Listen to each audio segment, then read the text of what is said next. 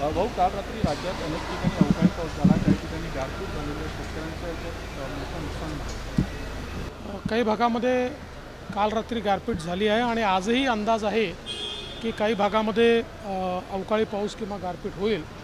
आम्ही या सगळ्या परिस्थितीवर लक्ष ठेवून आहोत आणि तशा प्रकारचे अलर्ट्स देखील आम्ही दिलेले आहेत आणि ज्या ज्या ठिकाणी कुठल्याही प्रकारचं नुकसान होईल तर त्या ठिकाणी आपण मदत तर करतोच, पण नुकसान होऊ नये या दृष्टीने देखील जिथे जिथे आपल्याला माहिती आहे तिथे अलर्ट्स देण्यात आलेले आहेत।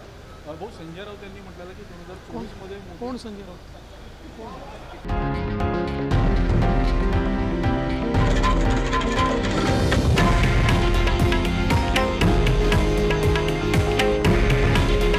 हे आहे देशातील नंबर 1 न्यूज नेटवर्क आणि आपण पाहत आहात TV9 मराठी।